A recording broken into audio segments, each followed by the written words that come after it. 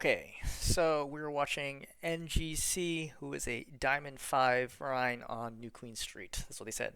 I'm a Diamond 5 Rhine main who peaked at Diamond 3. I'm only really good at Rhine, 78 hours on him with my second most played hero, Winston at 47. So I pretty new to Overwatch. Again, I think for most games, if you have 100 something hours, they'd be like, not new, but for Overwatch, that is very new. I would say you're pretty new to Overwatch until you probably hit like 500-ish, at which point I'd be like, you're like a reasonably experienced, like proficient, I would say, Overwatch player, and probably 1,000's like the quite experienced level. I try to force Ryan except on maps like Junkertown, Dorado, and Gibraltar, and usually mostly works. Recently, after I hit Diamond, I feel kind of lost. I don't know what I need to do in game and when reviewing my own VODs, so I think it's time to ask again on this sub for a VOD review. My win rate is falling from 75% of Ryan to 58%. 58% is really good still, but again, if you're losing constantly, then your win rate, your true win rate, right, at least recently, might be a lot lower than that in the last week. Last time I got a reel really helped, and I got just one review from me, got me from low gold to low diamond. I really want to hit masters before the new year. And you're also doing with the Anna, but they didn't ask for the VOD reviews, don't review them. Okay, cool. So for starters, you're playing Rhine. I assume if you're in Diamond, you already know the basics of how, certainly more than the basics, but like, at least the Rhine 100, 200 level type stuff, right? Again, you're not a shield tank with a hammer, you're a hammer tank with a shield. Your whole perspective should be, am I swinging and hitting enemies with my hammer right now? If not, am I trying to get close enough so I can swing my hammer? If not, then am I trying to stay alive so that I can try to find people to swing the hammer at? Right? That's like a very straightforward gameplay loop, but that's their perspective. Is I think that it is better to be over aggressive as Rhine than under aggressive. Under aggressive, you will lose and you will have no idea why you were losing. Right? You'd be like, I stayed alive the whole time, I kept my shield up, I kept my health up. Why are we losing? It's because you're giving up a ton of space and your team gets picked because you give up space and angles and they get overwhelmed. Right? If you're over aggressive, you want to be so over aggressive to the point that you almost die. That is like the perfect level for basically every single tank, is where you constantly get low to the point that the other team tries to commit on you, but you survive because you know the razor thin edge of what is living and what is dying. Right? The worst feeling as the opposing team is to blow all your resources trying to kill a tank and have this tank survive with like 50 health, and then you get stomped because you have nothing left. That is peak tank gameplay, right? Winning a fight with max health as tank does not mean that you played well. I would say that your team is probably just carrying you at that point, right? Winning a fight, close fights, right, against good teams as any tank is getting as close as you possibly can, as greedy as you can, without dying. Of course, you will make mistakes and you will die. That is part of the learning process. But again, that's your perspective as Rhine. Cut it as close as you can. And turn that closeness, not like sit at a corner, hold a shield up until you nearly die, and then walk around the corner. Like, that's not doing anything. Turn that closeness into aggression. And that is how you're going to win games. Because I'm going to guess, having not seen the replay, that your primary issue is that you're probably not aggressive enough, one, or you're too aggressive and you die, most likely. Those are probably the most common problems with Rhine.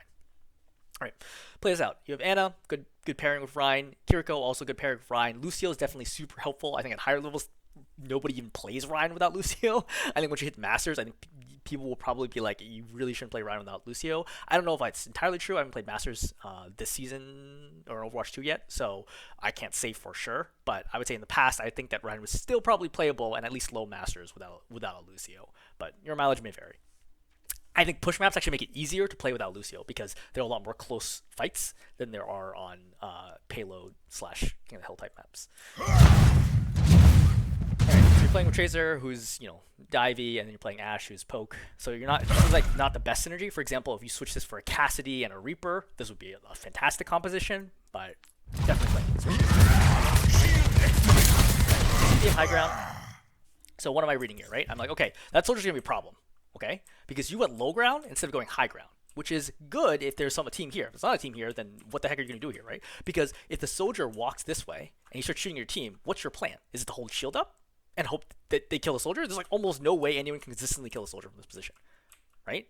Like, I can already kind of tell the way this is shaping up that you're going to be in big trouble because the soldier's going to play high ground and he's going to shoot your team, and the Genji is going to play high ground and shoot your team, and the Orisa is going to play down here where you can't do anything against her. She's just going to poke at your team, and your team is going to collapse and they're going to die. Right? You have to cut off at least one of these things or commit in on the supports fast enough that you're going to kill them before they kill your team. Okay? So as Ryan, I would be, as soon as I see the soldier, I'd probably be like, okay, I would like peek around the corner and see what I got, and then probably rotate high ground and then force the soldier off this angle. Because again, me standing here on the cart is going to do absolutely nothing. You see the Anna, right? You see the Orisa? What's your plan here, right? right? You can't push this. Why can't you push this? Because your team is not really in position to push this, okay? If you walk in here, right, yes, they can turn the corner and then start healing you, but what about this? There's a pocketed soldier up here. He's going to melt anyone behind you, right? You cannot expect that your team is going to stay alive with a pocketed soldier standing, 10 meters from them on high ground. Like, they're gonna die. And you might think, oh, it's my team's job to deal with it. I mean, not really, because you don't need to deal with this. Like, this fight right here, you don't need to do anything about this. You can literally just leave them alone. They're not in position to do anything. This is a threat, okay? So you could have taken your whole team, gone high ground together, pushed the soldier off, and then you win this fight, guaranteed, okay? But instead, you're just gonna sit low ground, and now you're gonna be in big trouble as this fight. Right? Again, soldier killed your tracer, right? So problem number one. Again, the soldier is pocketed here, right? Did you get any value there? Okay. The Ana's like kind of silly, kind of target. But you got anti, you taking a ton of damage, you are around the corner, right? And again, why is your Ana so far back? You're gonna die here, very clearly. All right, let's kind of walk and figure out what's going on. So your Ana's playing Stair, and as your friend, right? If you're curious, you recognize your Ana's playing Stair, which is safe. I also understand because your Ana doesn't want to step up because, again, they can take some damage. I think the Ana's probably being too passive here. I think the Ana should step up. I think this is a mistake by the Ana, but this is not a review about the Ana. But you have to be aware of where your Ana's playing, right? Once you get about this point, no one's healing you. The Kiriko's not healing you. The Ana's not healing you, right? The Kiriko's not healing you because she's getting absolutely blown up by the soldier, right? She's eating a Helix right here. She's getting shot. Your Ana's not healing you because she's out of position. But you, thus, are out of position because you are not playing with your team. You can see that you're 3v1, right? Everyone's trying to deal with the soldier on high ground. Feel better? Semi-effectively. All right, you're still alive. Really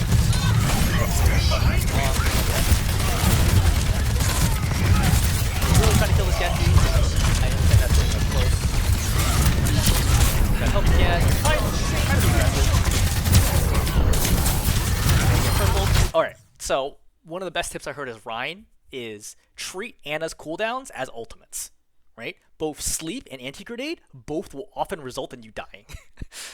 So you have to recognize there's only so aggressive that I can be while Ana is holding one or both of those abilities. That's just the life when you play against Ana. Is she's a very, very strong Rein counter. Does that mean you can't swing? No, it does mean you can swing, but it means you have to be looking. If I'm swinging here, I'm looking at the Ana, right?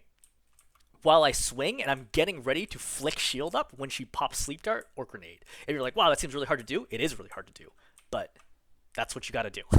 You want to climb? That's what you got to do. That's a huge part of playing Rein in the Rein versus Ana matchup. Right, taking a lot of damage. Right call here. This is a bad choice, right? So you back up this way into the road instead of backing up towards your Ana, which is what I would do. Okay, this continually leaves you open to long angles from, like, for example, soldier. Obviously, the traces come back, but you don't necessarily know that, right? I don't think you're aware. I guess you're trying to protect the Ashe here, but I instinctively, I think, would have backed up this way, which I feel was much safer, right? Plus, your Ana's getting dove right now. Right here, you release, which is good. You don't let it break, right? Take cover here. Your Ana's dead right now, so you have to recognize that it's a 4-on-5, I think. They have anybody dead? I don't think you got any kills so far. Right? So 1, 2, 3, 4. Where the heck is who's missing here? Where's the other DPS? The other DPS is behind you. Yes. So this is a 4-on-5 situation. This is really tough, right? Because either you commit in and lose this fight, or you get out. The problem is I don't think you can get out of the situation, so I think I would have just committed and died here. You're trying too hard to get again, protect your backline, think about it, this fight's over, right? You see this? You already saw your Ana die. This fight's over, just die. Every second you waste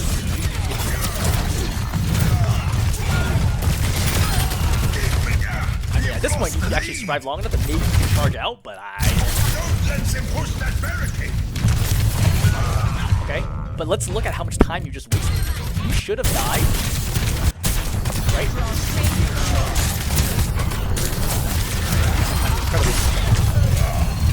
Right here, going up with the Ana, it would have been live or die right there, right? Either I would have saved my Ana right there, or I die.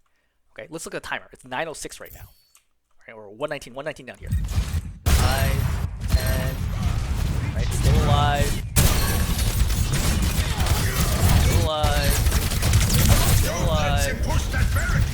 Still alive. Right? So 116. That was a 30-second stagger that you just had. You just wasted 30 seconds of time instead of just being like, this fight is lost, let me just die, right? When your Ana went down. Again, like sometimes maybe like you can turn that around, but statistically speaking, I think this ends up being a long stagger more often than it ends up being a you survive and you can turn this fight around. Again, even if your Ana pockets you right here and saves you, first of all, I think that they just dive her and kill her right here, which results in the stagger continuing. And this is how snowballs happen. A. B, even if you survive here, what did you really gain? If you just died back there, you would have been reset and you could have came back and contested this point. Now you have no chance of contesting. If you die here, 100% guaranteed you can contest the point, right? But now that you died here, there's no way you can contest this forward spawn, and now you're gonna be in big trouble, right? Big trouble from this point forward. So, amusingly enough, I think aggressiveness is actually not strictly the issue here. I think that you're just not your positional play of understanding where to be and like how these fights are is not. Okay. Try to swing for health. Right? So I would say even though you're a pretty tanky guy, definitely you have to get out of this. You don't want to be in the reset. Like she charges it long enough. She does 450 damage, which is a lot. It's not going to one-shot you, but it's going to do a lot of damage. What's confusing to me is that you get sucked in. Right here, I charge. Right? I charge over here and start trying to make a play. Because why not? I'm still not going to attack the Orisa. The Orisa's full health and she has Fortify on and she's ulting. The Orisa's not dying here, right? But I charge over here, right? Flick shield to prevent the Ana from sleeping me, and then start fighting, and then you kill and you win the fight. Right? You just kind of swing away here. Like, whatever. The Genji's gonna dash. He has dash. You haven't seen him use dash. You know he has dash. The Genji would not be sitting in your face unless the Genji... Now, the whole team pops ultis. You have Shatter, but you don't have the... This is a bad Shatter angle. I don't know why you don't aim just slightly to the left just to see if you. Why do you put it? You're very lucky that it hits the circle. I wouldn't even really have spent time on the. I guess I would have killed the Orisa. Yeah, especially in this situation. But you're not gonna win this fight. I don't think.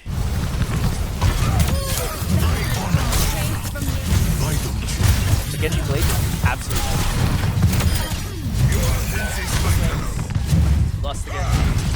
Remember, charge is a very strong tool because you can't charging to get to people. So one thing to keep in mind here is, okay, with the next fight, I don't want to end up being down a person, right? You have one respawn, for sure. Okay? You want to make sure you have 5-on-5 for the next fight. It's okay to simply be like, you know what, I'm just going to chill. Right? You do not want to get overly Okay, so you're doing pretty much the exact opposite of what I said. But I guess the Ana and Ashe, it's like interesting with the model. Your Tracer and Ashe are in. Wait, who's coming? Oh, it's a Kiriko who's coming. All right, so you're down to support here. So your DPS are in, so I guess you kind of need to be in here. This is unfortunate timing. Not high value. You have access to backlight. So that's pretty much exactly what I said. So you not having a support here means that only your Ana can pocket you, right? And where even is your Ana? Okay, your Ana's here, right? Only your Ana can pocket you. Not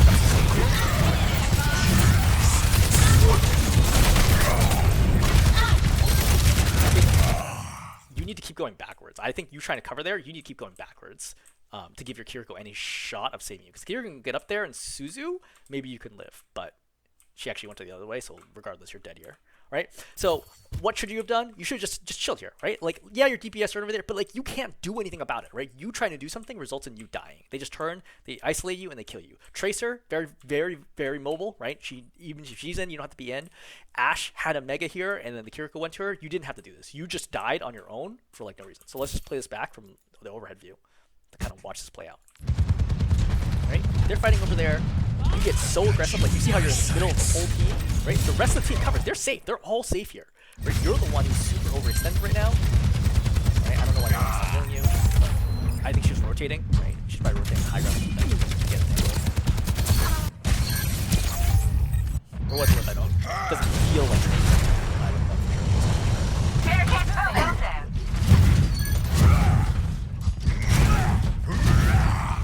So your DPS win the fight, despite the fact that you just threw that away. I don't think it's because of anything you did. Your team Okay, so I like kind of like this. You're like playing a close angle, so you're like trying to, so that you don't get spammed down, which I understand. The problem is the bot is so far away. Like it takes a really long time when it's moving the barrier, so you're taking this fight way too early. They can have a chance to burn a ton of your resources down before you can do anything about it. So I think you can maybe play here, but definitely not that door, right? I think going further than like here is probably insane. I think weirdly enough, I think playing here is actually quite strong in this situation. But this spot, no goal. You're just doing a ton of damage, you're getting a charge, you're being super aggressive, you force Suzu, which is terrible. Oh man. You force Suzu, which is terrible, right? You don't want to force Suzu here. Okay, because your hero gets so nervous and wide behind crazy trying to walk up with people. Right? Now, again, your backline is exposed, the Rein's there, he's gonna start walking towards your backline. You are functionally doing nothing. Like, you're not preventing them from doing anything. You know what I mean? Like, if you think about tanks' job to deny space, okay? So one thing you can think of here is, I'm going to deny them from moving packs here, right? That way we can count the point. But are you? Right? Is there anything to stop the soldier from being like, oh, the Rein's in the doorway, let me just go over here? No, right? Neither the Genji nor the soldier are affected by you in any way. They're not even inconvenienced by you. You're effectively a training robot here, right? Just standing here feeding them ult charge and like, great, I guess I'll just keep shooting you because that seems to be really effective because you're not doing anything about it. There's no reason for you to be playing there. There's zero reason for you to play. Your team is close. Alright, go back to the point. Imagine you've been playing here the whole time, right? You could have basically done what you're doing, which is, you know, throwing by in the middle of the team. You could have 5v1 this Rein this whole time while you're over there messing around with the DPS. So remember, Kiriko doesn't have Suzu anymore because you forced her to use Suzu. Was it a bad Suzu? I think it was a bad Suzu. I think Kiriko should have recognized that you were going to die there, but I understand it as well, right? It was your fault. Chatter. Right, I was looking for that too, right? Right, so way too aggressive. Get slept. Again, you should be looking for that. Robots pushing. Shield right now, right? When you see how low the Kiriko was, right? I would shield, but again, you know, your background starts getting murdered here, right? So let's kind of take a look. What happens to the background? Gets killed by Ana, because the Ana's definitely in DPS mode. She's just kind of Genji gets nanoed, right? You're not really doing anything right now, and then you're supposed to get out. So this is a good example where the aggression is just not well timed, right? The Rein came in, and even though he fed his brains out right away, your shadow really only hit him, so you got the kill on the Rein, and then because like shield was down and you're not disrupting the 4 people over here, and the sightlines are good for them, they just murder your team, right? How could you have prevented this? I think if you play up here from the beginning, you deflect the Rein, you hold the shield so you cap the point, get forward spawn, that's how you prevent that from happening, right? And your team has the opportunity to use the shield to kind of shoot the enemy. Because if we roll this back...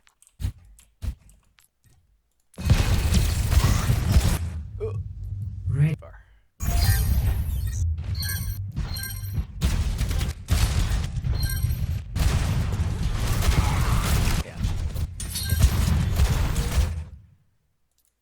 Over here.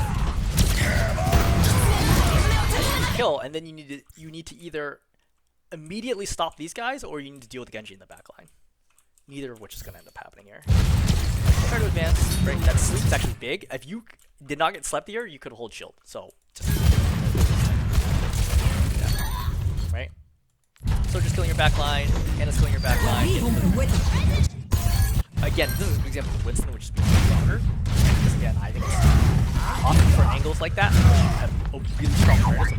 I think with Rein, you often need to be in the place already of where you have to be, versus like recognizing, oh, you can't be reactive as Rein in a lot of case scenarios, just because you're not mobile. You can't be like, oh, I need to be there, let me go there now. Often that's too late and your team's going to lose. Okay, as mobile heroes like Diva or Winston or Ball, right, you can then reposition very quickly. As Rein, you can't. So you need to always know where. I don't know why she chooses that.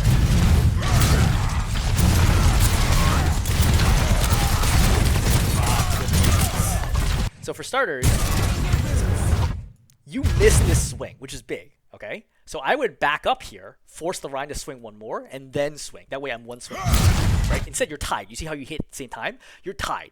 Tying is bad in the Rein versus Rein matchup, right? A big deal with Rein is you want to scare the other Rein to panicking and having to either charge you, right? Or go into full defense, like retreat mode, or charge away, right? Or forcing cooldowns, whatever. It's huge in the Rein. Little things like this mean you have no advantage, okay? If you want to climb, you have to prove you are better than the opposing team. So you need to be better than, for example, this Rein. You are not proving that you're better than this Rein because you don't execute micro level details like this, right? Simply backing up one step, having him swing, then me stepping in after his swing goes and swinging puts me one swing up on him. Right, now you're even, right? You do the fire strike interrupt cancel, then you pause instead of swinging again. Also, little detail is, while doing this fight, I would have held close to the left side. Dodging doesn't matter against Rein. Rein's not going to miss you, you know what I mean? So you might as well stay here because that prevents the whole back line from being able to hit you, okay? And that, because their Rein is similar to the same situation where because their Rein is behind their own corner, your team can't help you here, right? I also kind of question whether you should be taking this fight right now because your Ana is really far back and your Bastion's coming back to the fight. But anyway, you do you.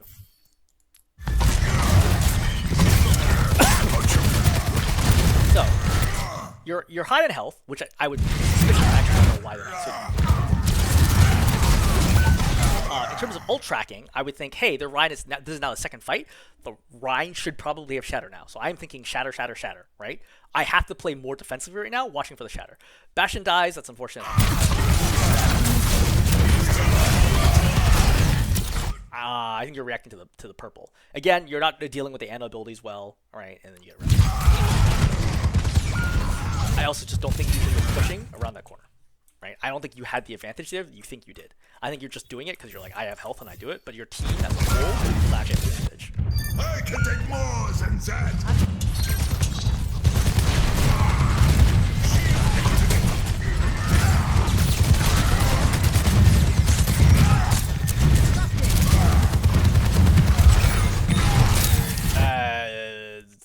Bad fire strike. Again, Rein's close to Shatter, so I'm worried about Shatter here. When he goes off the off angle, this is a Shatter.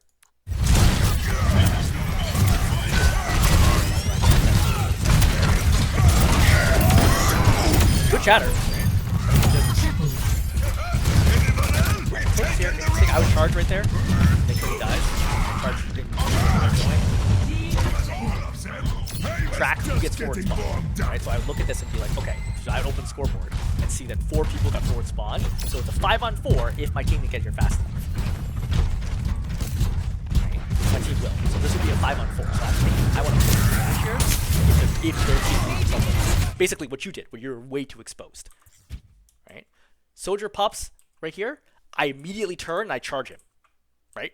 I charge up these stairs and I chase the hell down either him or the Mercy or whatever I can get. I charge. Nothing here is going to matter at all, right? This Visor is going to melt your team, but you can't defend them because you're so far ahead, which is like also reasonable because you have to be pushing the cart, but you have to do something about this. This is a huge right? You see how helpless you feel right now? You're like, oh, man, I guess my team just dies and I'll just stand here, right? This right here is bad for you. Your backline, your fortify on. This is just bad decision. Again, as tank, you're there to help your team. Okay, you did nothing to help your team and fed damage to them while you're at it. Okay. You're being very aggressive here. Do you have your team? You do not have your team, right? You're missing 2 people on your team, right? They have 4 people, 5 people. They have all 5. This is a 3-on-5. Why are you initiating this fight? Right? Like, let's just think about this a second. Why do you consistently choose to take fights where you are down 2 people? Because a lot of these fights can be decided before these 2 people even get there. Okay? The second you step below this hill, Ana can't help you at all. So unless you think they're going to walk into your range while you stand up here, you're not going to get any assistance from your Ana. Like, she can throw a grenade, but like, that's it. Like, I don't understand this.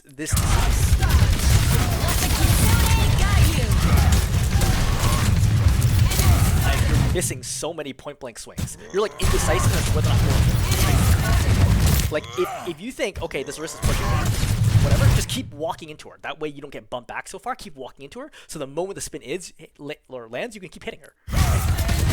If you walk into her while she's spinning, you can still hit her. All right, you go for a backline here. I think that's a good charge opportunity, right? It's a straight hallway, right? Because you get obliterated by this Reaper, you're forced to nano. If you charged sooner when you had 400 something health, you would have forced the Wraith out of the Reaper, who presumably would not go in here because that's a death wish. He would have gone back out. You cancel the charge, you turn around, you chase him down. right? You're just not using charge at all, basically. But again, that's forced nano because your nano is scares you. And that is a bad nano forced by you, right?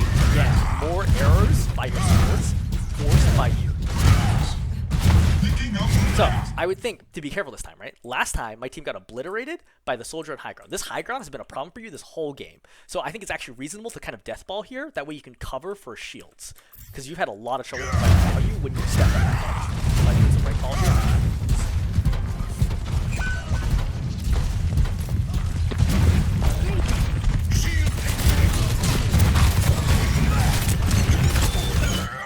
Alright, so a lot of stuff happening. Reaper's in your face.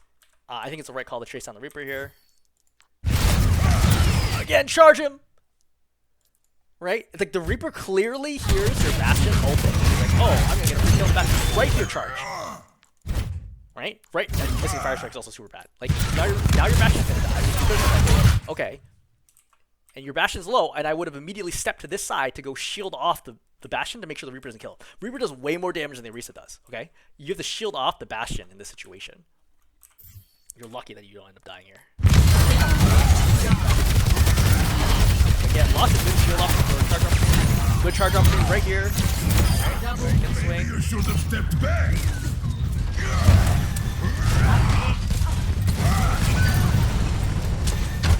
Alright, team ends up winning. I don't feel like you did too much there, but take it. You can see the Mercy here. I know we have the outline and replay, but you can see her legs, her feet right there. I would notice at this point right here that the Mercy was hiding. A little further and the lead is... I would also be like, what is the soldier shooting at? I think the soldier notices as well. So, big thing for here is high ground, huge problem. Because again, your supports try to step up, they get absolutely obliterated by high ground. So, if you have time and your team is here, which is not really true, try to take high ground. But looking at this situation, I only have 3 people. I have 2 respawning. After this caps, I don't play here, right? Because they're going to come down as 5, and then what? And then I die, because it's 5 on 3. So cap it, and then walk away and leave. I know it seems crazy, but there's no reason to be trying to push this, because you're not going to win this fight.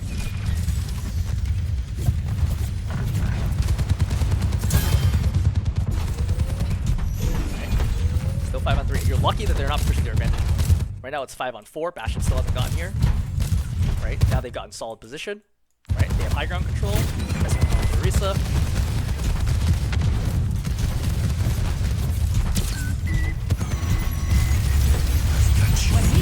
You pop visor and they kill you.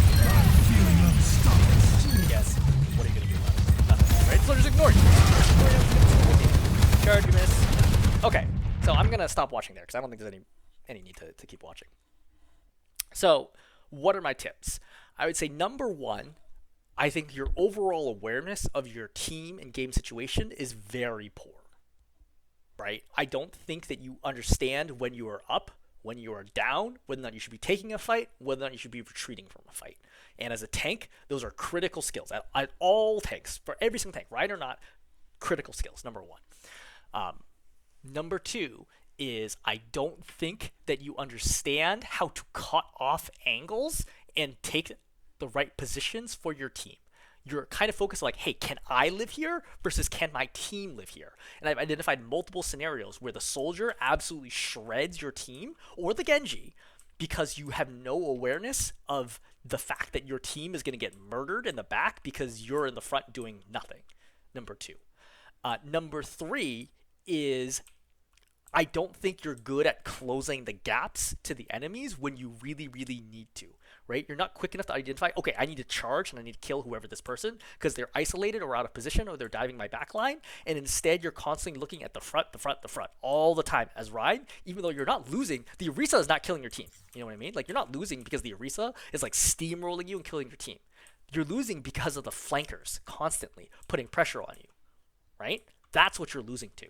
And you need to identify that's the problem, and either I need to go deal with it as Ryan, or I switch to a tank that's better capable of dealing with them. There are many opportunities where you could have guided your team to high ground, or charged the DPS on the sides, or whatever, and the Orisa can't do it. Like, Orisa at this distance can do no damage. Like, functionally, like, technically she has a gun, but it does so little damage per second at distance, who cares, right? You've had so many opportunities where you could have turned around and helped your team. That's fine. That's better, right? And number 4 is, again, the timing of when you choose to take fights is quite poor. I would say quite poor. I think you kind of have this general perspective of like, we won the fight, keep pushing until we die, which is really bad for a push. All right, hopefully that's helpful.